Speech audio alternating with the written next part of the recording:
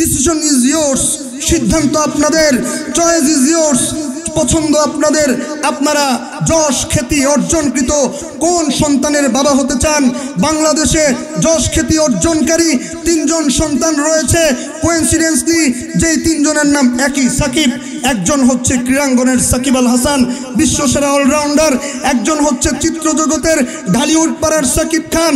আরেকজন হচ্ছে world champion, বারবার বিশ্বের বুকে বাংলাদেশকে রিপ্রেজেন্ট করে বিশ্বজয়ী নাম্বার 1 হাফেজে কোরআনের দেশ হিসেবে এদেশের মুখকে উজ্জ্বলকারী বিশ্বজয়ী হাফেজে কোরআন নাজমুস সাকিব। এই 2 সাকিবের মধ্যে আপনি কোন সাকিবের বাবা হতে চান? বিশ্বসেরা অলরাউন্ডের বাবা হবেন, নাকি চিত্রজগতের ওই সেলিব্রিটির বাবা হবেন, নাকি বিশ্বজয়ী হাফেজে কোরআনের বাবা হবেন? সিদ্ধান্ত আপনার। আমাদের মালিককে, আসমানের মালিককে, জমিনের মালিককে, আমাদেরকে মাঝে মাঝে অসুস্থতা দিয়ে পরীক্ষা করেন, গুনাহ মাফ করেন কে? আবার পুনরায় সুস্থতা দান করেন কে? এই জন্য সবসময় সুস্থতায় কিবা অসুস্থতায়, সুখে কিবা দুঃখে, রাতে কিবা দিনে, প্রকাশ্যে কিবা গোপনে, সবসময় সবখানে একজনের শুকরিয়া আদায় করতে হবে। বুঝে থাকলে সকলে মিলে চিৎকার দিয়ে প্রাণ খুলে বলুন, তিনি কে? সম্মানিত হাজিরিন, আপনাদের খেদমতে সূরাতুজ জুমারের 9 নং আয়াতে কারিমার অংশ বিশেষ তিলাওয়াত করেছি। রাসূল করিম সাল্লাল্লাহু আলাইহি সাল্লামের অসংখ্য হাদিস থেকে 2টি হাদিস পাঠ করেছি। তিলাওয়াতকৃত এই আয়াত এবং পঠিত 2টি হাদিসকে সামনে রেখে নির্ধারিত সময়ে কথা বলার চেষ্টা করব। দোয়া চেয়ে নিচ্ছি যে কথাগুলো আমার আপনার ঈমান ও আমলে তরক্কি নিয়ে আসবে, যে কথাগুলো আমার আপনার ইহলৌকিক আর পরলৌকিক জীবনে কল্যাণ বয়ে আনবে, সেই কথাগুলোই যেন আল্লাহ আমার জবান দিয়ে বের করেন। প্রাণ খুলে পড়েন আমিন। আরো চিল্লায় জোরে পড়তে হবে আমিন। সম্মানিত হাজিরিন, আপনারা যারা আছেন, আলোচনা বোঝার জন্য মূল আলোচনায় চলে যাচ্ছি। আপনাদেরকে প্রশ্ন করতে চাই, আমরা সবাইকে দেখতে একরকম, কথা বলেন। এই যে সবাই বসে আছেন, সবাইকে গায়ের রং এক, বংশ এক, সম্মান এক, মর্যাদা এক। আমরা বৈচিত্র্যময় এই পৃথিবীতে মানুষগুলো ভিন্ন ভিন্ন, কিন্তু কিছু মৌলিক বিষয়ে আমরা এক, অভিন্ন। তার একটা হচ্ছে মানুষ দামি হতে চায়। মানুষ কি হতে চায়? মানুষ দামি হতে চায়। সম্মানী ব্যক্তির পরিচয় দিয়ে হলেও নিজের সামর্থ্য ব্যয় করে দামি গাড়িতে চড়ে, আকাশচুম্বী বাড়িতে বসবাস করে, ব্র্যান্ডের পোশাক পরে, ব্র্যান্ডের পারফিউম ইউজ করে দামি ব্যক্তির পরিচয়ে পরিচিত হলেও মানুষ নিজেকে দামি করতে চায়। কথা বলেন ঠিক কিনা? যশ খ্যাতি, সুনাম, সুখ্যাতি মানুষ অর্জন করতে চায়। অনেক মা বাবা আছে যারা নিজেদের সন্তানদেরকে জন্মের পরেই কিন্ডারগার্ডেনে, কেজিতে, হাই স্কুলে, প্রাইমারিতে, ইংলিশ মিডিয়ামে পড়িয়ে জাগতিক শিক্ষায় শিক্ষিত করে। এই জন্যে তার ছেলেটা বড় হয়ে ডক্টর হবে, কিংবা ইঞ্জিনিয়ার হবে, অথবা সমাজে প্রতিষ্ঠিত একজন সম্মানী ব্যক্তি হবে। তার ছেলেটার যশ খ্যাতি সুনাম শক্তিতে অর্জন হবে, সেই সম্মানে সে সম্মানিত হবে। কথা বলেন ঠিক কিনা? কিন্তু এই পৃথিবীতে সবাই কি সমান? সবাই সমান নয়, মর্যাদার ক্ষেত্রেও সবাই সমান নয়। আল্লাহ তাআলা সূরাতুল জুমারে উল্লেখ করে বলছেন, কুল হাল ইয়াস্তাউিল্লাযীনা ইয়া'লামুন ওয়াল্লাযীনা লা ইয়া'লামুন। নবী হে, কুল, হে নবী আপনি বলে দিন, হাল ইয়াস্তাউিল্লাযীনা ইয়া'লামুন, যারা জানে, ওয়াল্লাযীনা লা ইয়া'লামুন, আর যারা জানে না তারা কি সমান? তারা সমান নয়। আল্লাহ বলছেন যারা ইলমে ওয়াহির জ্ঞান জানে, তথা ইলমে ওয়াহি 2 প্রকার, মাতলু অর্থাৎ আল কুরআনুল কারীম, আর ওয়াহিয়ে গয়রে মাতলু অর্থাৎ হাদিস। যারা কোরআন এবং হাদিসের মাধ্যমে তাদের রবের পরিচয় সম্পর্কে জানে, যারা কোরআন এবং হাদিসের আলোকে তাদের রাসূলের পরিচয় সম্পর্কে জ্ঞান লাভ করে, যারা কোরআন এবং সুন্নাহর আলোকে, কোরআন এবং হাদিসের আলোকে তার রবের আদেশ নিষেধগুলো সম্পর্কে জানে, যারা কোরআন এবং হাদিসের আলোকে তার রবের পছন্দ অপছন্দ সম্পর্কে জানে, যারা কোরআন হাদিসের আলোকে তার রবের পক্ষ থেকে হালাল ও হারাম সম্পর্কে জানে, তারা আর যারা শুধুমাত্র জাগতিক শিক্ষায় শিক্ষিত হয়, আইনস্টাইন, নিউটন, সক্রেটিস, অ্যারিস্টটল, এ ধরনের চার্লস ডারউইন, এ ধরনের মানব রচিত কিছু থিওরি আর থিসিস পড়ে জ্ঞান অর্জন করে ঠিকই, সার্টিফিকেট অর্জন করে ঠিকই, কিন্তু কোরআন হাদিসের আলোকে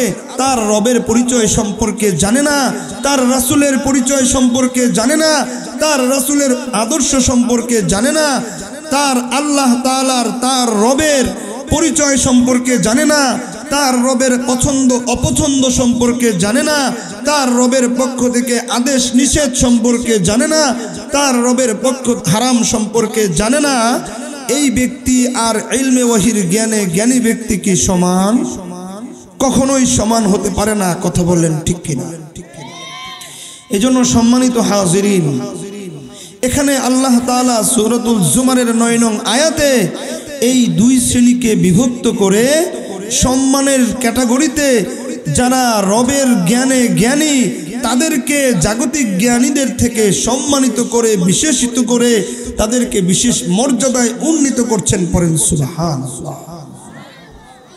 আজকে আফসোস, আমরা মুসলমান, সংখ্যাগরিষ্ঠ মুসলমানের দেশে আমরা মুসলিমরা কোরআনকে ভালোবাসি ঠিকই, কোরআনকে সাথে নিয়ে জান্নাতে যেতে যাই ঠিকই, কিন্তু আমাদের সন্তানদেরকে কোরআনের শিক্ষায় শিক্ষিত করি না। কথা বলেন ঠিক কিনা? এক শ্রেণীর অভিভাবক তারা যশ আর খ্যাতির পিছনে দৌড়িয়ে নিজের সন্তানটাকে পুরোটা জীবন জাগতিক শিক্ষার উপর ওয়াকফ করে দিয়েছে। সারাটা জীবন তার সন্তানটাকে জাগতিক শিক্ষা শিক্ষিত করার পিছনে ব্যয় করে দিয়েছে, কিন্তু বিশুদ্ধ কোরআনের শিক্ষা দিতে পারেনি। কথা বলেন ঠিক কিনা? আরেক শ্রেণীর মানুষ যারা নিজেদের সন্তানদেরকে কোরআনের শিক্ষা অর্জনের জন্য মাদ্রাসায় দিয়েছে ঠিকই, কিন্তু তারা শুধুমাত্র এতটুকু চিন্তা নিয়ে, এতটুকু ইচ্ছা নিয়ে মাদ্রাসায় ভর্তি করে, আমার ছেলেটা মৃত্যুবরণ করলে কোরআন পড়ে দোয়া করবে, জানাজার নামাজ পড়বে। কথা বলেন ঠিক কিনা? তাদেরকে উদ্দেশ্য করে আমার আজকের এই পঠিত আয়াত এবং দুটি হাদিসের আলোকে আলোচনা। যারা নিজেদের সন্তানদেরকে মাদ্রাসায় দিয়েছেন তারা শুধুমাত্র খতম পড়ে দোয়া করবে, মরলে জানাজা পড়বে, এই আশাটুকু, এতটুকুর মধ্যে সীমাবদ্ধ থাকার সুযোগ নাই। তারা শুধু এতটুকু ছোট মানসিকতা নিয়ে সন্তানদেরকে মাদ্রাসায় দিয়ে আপনাদের ধারণাটাকে, কোরআনের প্রতি আপনাদের যে স্বপ্ন, কোরআনের প্রতি আপনাদের যে ধারণা, এই ধারণাটাকে ছোট রাখা যাবে না, বরং কোরআন সম্পর্কে আপনাদের জেনে জ্ঞান অর্জন করতে হবে, ধারণাটাকে আরো বড় করা লাগবে। কথা বলেন ঠিক কিনা? এবং যারা জাগতিক শিক্ষায় নিজেদের সন্তানদেরকে শিক্ষিত করার প্রচেষ্টায় লিপ্ত, কোরআন থেকে নিজেদের সন্তানদেরকে দূরে সরিয়ে রেখেছে, তাদেরকেও আজকে তাদের উদ্দেশ্য আজকে আমার আলোচনা। আপনারা কোরআন কি, কোরআন সম্পর্কে জ্ঞান লাভ করুন। সম্মানিত হাজিরিন, আমরা মনে করি কোরআন শুধুমাত্র খতমের ধর্ম, কোরআন শুধুমাত্র একটা ধর্মীয় গ্রন্থ না। Islam is the complete code of life. Islam একটা পূর্ণাঙ্গ জীবন ব্যবস্থার নাম। কথা বলেন ঠিক কিনা? আর কোরআন হচ্ছে এই পূর্ণাঙ্গ জীবন বিধানের একটা সংবিধান, একটা গাইড। কাজেই কোরআন কোনোভাবেই শুধুমাত্র ধর্মীয় গ্রন্থ হতে পারে না, বরং আমরা যদি কোরআনের আলোকে নিজেদেরকে আলোকিত করতে চাই, তাহলে কোরআন একজন ব্যক্তি সম্পর্কে যেভাবে কথা বলে, কোরআন একজন ব্যক্তির সম্পর্কে যেভাবে মুক্তির পথ দেখায়, কোরআনে আদর্শ পরিবার নীতি আছে, কোরআনে আদর্শ সমাজ নীতি আছে, কোরআনে আদর্শ রাষ্ট্রনীতি আছে। আমরা না জানার কারণে, কোরআন থেকে প্রেসক্রিপশন গ্রহণ না করার কারণে আজকে আমরা কোরআন থেকে বঞ্চিত। কথা বলেন ঠিক কিনা? কোরআন শুধু ধর্মগ্রন্থ নয়, বরং কোরআন বিজ্ঞানময়। আজকে যারা জাগতিক জ্ঞান বিজ্ঞানটাকে কোরআনের চেয়েও প্রাধান্য দেয়, আপনাদেরকে উদ্দেশ্য করে বলবো, আমার আলোচনাটা শুনে বুঝুন। আজকে কোরআন অ্যানালাইসিস করুন, কোরআন নিয়ে গবেষণা করুন, কোরআনওয়ালাদের কাছে আসুন, কোরআন পড়ে বুঝুন, দেখবেন কোরআন বিজ্ঞানের বাইরে নয়, বরং বিজ্ঞান কোরআনের ভিতরে। কথা বলেন ঠিক কিনা? বলবেন কিভাবে? ছোট্ট একটা উদাহরণ দেই। চার্লস ডারউইন নামক একজন বিজ্ঞানী, তার ভিতরে কোনো কোরআনের জ্ঞান নাই, ইলমে ওয়াহির শিক্ষা নাই, রবের পরিচয় নাই, শুধুমাত্র জাগতিক জ্ঞান বিজ্ঞানে পড়াশোনা করে বিজ্ঞানী হয়েছে বিধায় এই চার্লস ডারউইন বিবর্তনবাদ নিয়ে গবেষণা করে তিনি এই থিওরি আবিষ্কার করেছে মানুষ নাকি বানর শিম্পাঞ্জি থেকে এসেছে, সম্পূর্ণ কোরআনের সাথে সাংঘর্ষিক। তাই চিৎকার দিয়ে বলেন নাউজুবিল্লাহ। আচ্ছা বলেন তো, বানরকে দেখতে সুন্দর, বানরের আকৃতি খুব সুন্দর। আল্লাহ তাআলা কোরআনে ঘোষণা করেছেন, লাকাদ খলাকনাল ইনসানা ফি আহসানি তাকওয়িম, আমি মানব জাতিকে সুন্দর অবয়ব দিয়ে সুন্দর আকৃতিতে সৃষ্টি করেছি। পড়েন সুবহানাল্লাহ। আচ্ছা বলেন তো, আজ পর্যন্ত চিড়িয়াখানায় এমনটা দেখা গেছে যে একটা বানরের একটা লেজ পড়ে গেছে, অর্ধেক মানুষের মতো আকৃতি এসেছে আর অর্ধেক বানরের মতো আছে, কিছুদিন গেলেই সে মানুষ হয়ে যাবে, এমন কোনো চিত্র আজ পর্যন্ত কেউ দেখেছেন? কোনো পত্রিকায় এসেছে? কোনো সোশ্যাল মিডিয়াতে কোনো ভাইরাল নিউজ সংবাদ প্রকাশ হয়েছে? না। চার্লস ডারউইনের এই থিওরির কারণ হচ্ছে তার ভিতরে কোরআনের জ্ঞান নেই। অথচ এই বিজ্ঞানপূর্ণ কোরআনে মানুষকে নিয়ে যদি গবেষণা করা হয়, মানুষের বিবর্তনবাদ নিয়ে যদি গবেষণা করা হয়, তাহলে কোরআন থিওরি দেয়, কোরআন থেকে প্রেসক্রিপশন পাওয়া যায়, কোরআন থেকে থিওরি পাওয়া যায়। কোরআন বলে, ইয়া আইয়ুহান নাস ইন্না খলাকনাকুম মিন যাকারিন আও উনসা ওয়া জাআলনাকুম শুউবান ওয়া ক্বাবাইলা লিতাআরাফু। কোরআন বলে, ও দুনিয়ার মানুষ শোনো, তোমরা বানর শিম্পাঞ্জি থেকে আসনি, তোমরা কোনো পশু জানোয়ার থেকে আসনি, বরং আল্লাহ জানিয়ে দেয়, ইয়া আইয়ুহান নাস, ও মানব সকল, ইন্না খলাকনাকুম, নিশ্চয়ই আমি তোমাদেরকে সৃষ্টি করেছি, মিন যাকারিন আও উনসা, একজন পুরুষ তথা বাবা আদম আলাইহিস সালাম, ওয়া উনসা, এবং একজন নারী তথা মা হাওয়া আলাইহিস সালাম। অর্থাৎ তোমরা বানর শিম্পাঞ্জি থেকে আসনি, বরং একজন নবী থেকে এসেছো, তোমাদের পূর্বপুরুষ একজন নবী। চিল্লায়ে বলেন আলহামদুলিল্লাহ। এই হচ্ছে কোরআন ছাড়া, ইলমে ওয়াহির জ্ঞান ছাড়া, রবের পরিচয় ছাড়া, শুধুমাত্র জাগতিক জ্ঞান বিজ্ঞানের উপর নির্ভর করে একজন বিজ্ঞানীর পরিণতি। শুধু তাই নয়, আরিফ আজাদের লেখা প্যারাডক্সিক্যাল সাজিদ নামক বইয়ে একজন অবিশ্বাসীর বিশ্বাস শিরোনামে বিজ্ঞানের একটা চমৎকার থিওরি উল্লেখ করা হয়েছে। গ্রিক জ্যোতির্বিজ্ঞানী টলেমি, তিনি সৌরজগৎ নিয়ে গবেষণা করে তিনি এই থিওরি আবিষ্কার করেছে, সূর্য পৃথিবীর চারদিকে ঘোরে। সূর্য পৃথিবীর চারদিকে ঘোরে। 250 বছর টলেমি বিজ্ঞানীর এই থিওরিটা বিজ্ঞান মহলে গ্রহণযোগ্য ছিল। 250 বছর পর নিকোলাস কোপারনিকাস তার এই থিওরিকে মিথ্যা প্রতিপন্ন করে তিনি তার উল্টো থিওরি আবিষ্কার করলেন, তার বিপরীত থিওরি আবিষ্কার করলেন। সূর্য পৃথিবীর চারদিকে ঘোরে না, বরং পৃথিবী সূর্যের চারদিকে ঘোরে। বিজ্ঞানী নিকোলাস কোপারনিকাস তার এই থিওরিটা 50 বছর বিজ্ঞান মহলে গ্রহণযোগ্য ছিল। 50 বছর পর এসে আধুনিক বিজ্ঞান এই সিদ্ধান্তে উপনীত হয়েছে, পৃথিবীও ঘুরে, সূর্যও ঘুরে। অথচ বিজ্ঞানময় কোরআনে 1450 বছর পূর্বে ইয়াসিনের 40 নং আয়াতে আল্লাহ তাআলা জানিয়ে দিয়েছেন, লাশামসু ইয়ানবাগি লাহা আন তুদরিকাল কমার ওয়ালাল লাইলু সাবিকুন নাহার। লাশামসু ইয়ানবাগি লাহা আন তুদরিকাল কমার, সূর্যের অধিকার নেই আমি রবের হুকুম অমান্য করে, আমি রবের হুকুম ভায়োলেট করে চন্দ্রকে অতিক্রম করবে। চন্দ্রের ক্ষমতা নেই আমি রবের হুকুম ভায়োলেট করে সূর্যকে অতিক্রম করবে। অর্থাৎ আমি রবের হুকুমে পূর্ব দিগন্তে ভোরে সূর্য উদিত হবে, পূর্ব পশ্চিমে অস্ত যাবে। আমি আমার রবের হুকুমে সুনির্ধারিত সময়ে চন্দ্র উদিত হবে, দিন আসবে, রাত যাবে, রাত আসবে, দিন যাবে। এভাবে পৃথিবী গ্রহ নক্ষত্র, সূর্য পৃথিবী গ্রহ নক্ষত্র ওয়াকুল্লুম ফি ফালাকি ইয়াসবাহুন, সবগুলো আপন আপন কক্ষপথে ঘূর্ণিয়মান। করেন আল্লাহু আকবার। তাহলে বিজ্ঞান যেটা আধুনিক বিজ্ঞান গবেষণা করে পেল 1450 বছর পূর্বেই ইয়াসিনের মধ্যে আল্লাহ তাআলা এই বিজ্ঞানের থিওরি দিয়ে রেখেছেন, কুল্লুম ফি ফালাকি ইয়াসবাহুন, গ্রহ নক্ষত্র সব কিছু ঘূর্ণায়মান। সুবহানাল্লাহ। এভাবে একটা একটা করে বিজ্ঞানের ভুল প্রমাণ করে কোরআন থেকে অনেক বিজ্ঞানের থিওরি বের করে দেওয়া যাবে। আমরা কোরআনকে ধর্মগ্রন্থ বানিয়ে ফেলেছি, কোরআনকে আমরা অ্যানালাইসিস করি না, কোরআনকে আমরা পড়ি না, বুঝি না, তাই আজকে আমরা কোরআন অনুযায়ী আদর্শ সমাজ গড়তে পারি না। কথা বলেন ঠিক কিনা? সম্মানিত হাজিরিন, আসুন আমি যে হাদিস দুটি পড়েছি এই দুটি হাদিসে একটার মধ্যে হাফেজে কোরআনের মর্যাদার কথা উল্লেখ করা হয়েছে, আরেকটার মধ্যে হাফেজে কোরআনের মা বাবার কথা উল্লেখ করা হয়েছে।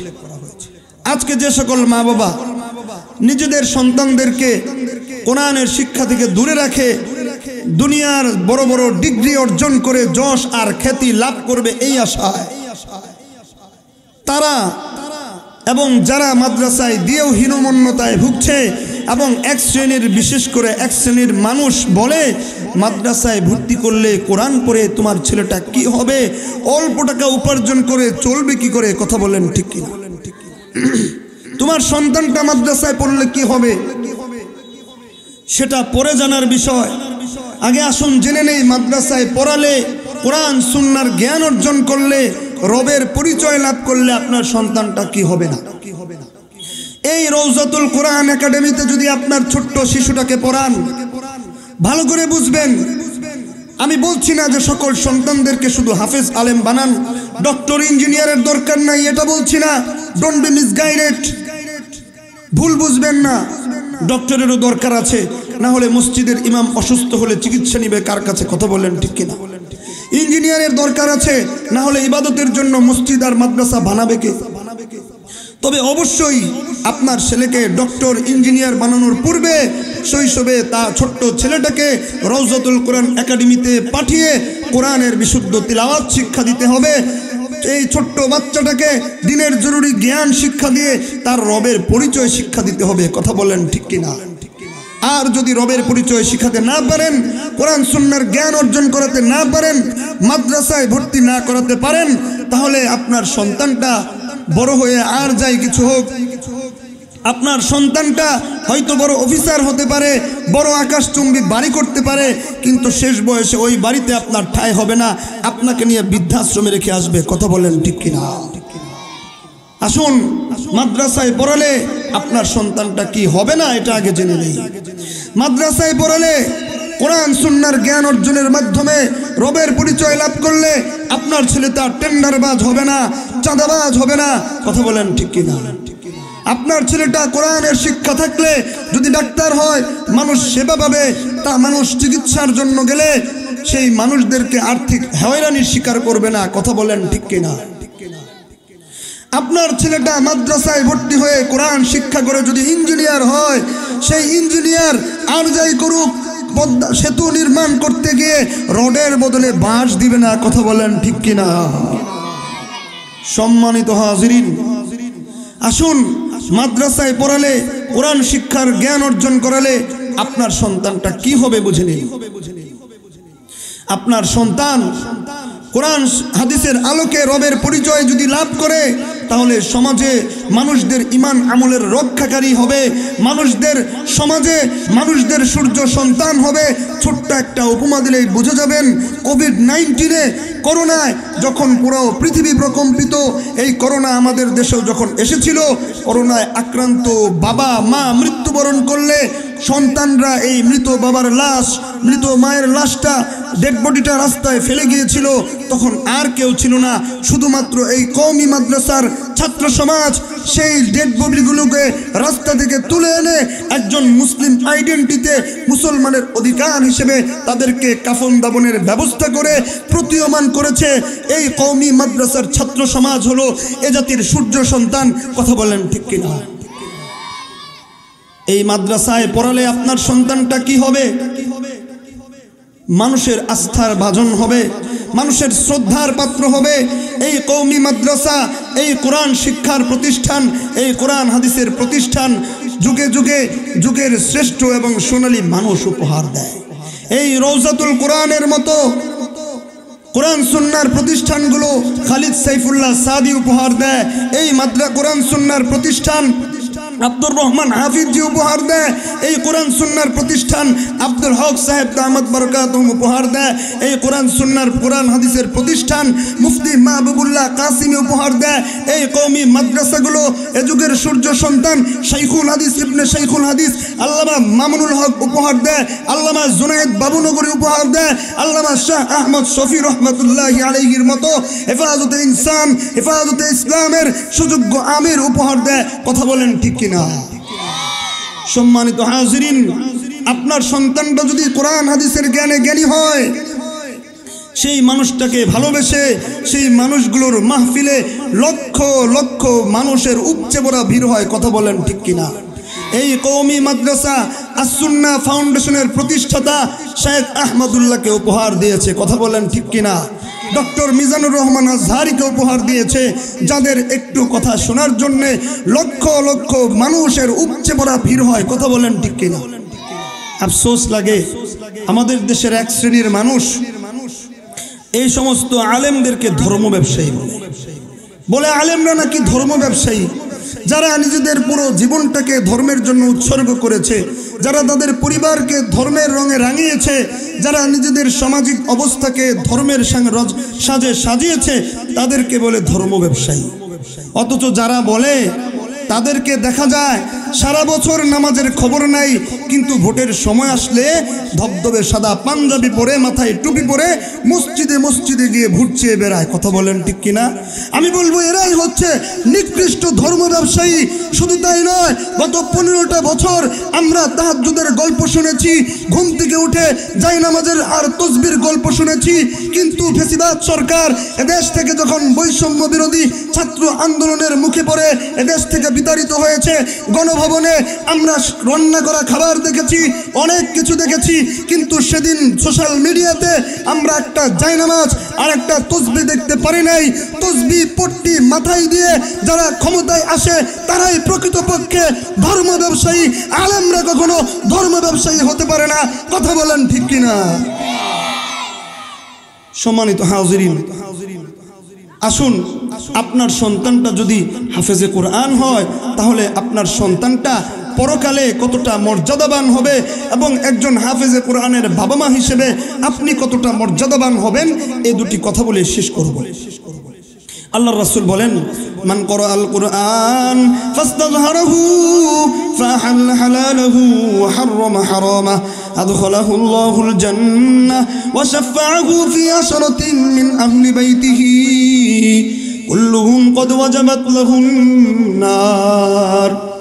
সময় যেহেতু সংক্ষেপ, হাদিসের তরজমায় যাব না, শুধু বলবো আল্লাহর রাসূল বলেন, যারা কোরআন মেমোরাইজ করে, কোরআন হিফজ করে, কোরআনের অনুযায়ী নিজের জীবনকে রাঙায়, কোরআনের আলোয় নিজের জীবনকে আলোকিত করে, পরকালে আল্লাহ তাকে, সেই সমস্ত হাফেজে কোরআনদেরকে আল্লাহ পরকালে 2টা পুরস্কার দিবেন। বুঝে থাকলে বলুন কয়টা? নাম্বার 1, আল্লাহ আদখালাহুল্লাহুল জান্নাহ, আল্লাহ তাকে জান্নাতে প্রবেশ করাবেন। বলেন সুবহানাল্লাহ। নাম্বার 2, আল্লাহ তাকে একটা সুপার পাওয়ার দিবেন। ও হাফেজে কোরআন, দুনিয়াতে আমার কোরআনকে মেমোরাইজ করেছো, হৃদয়ে ধারণ করেছো, আমার কোরআন পড়েছো, আমার কোরআন অনুযায়ী জীবন করেছো, আজকে আমি খুশি হয়ে তোমাকে একটা সুপার পাওয়ার দিচ্ছি।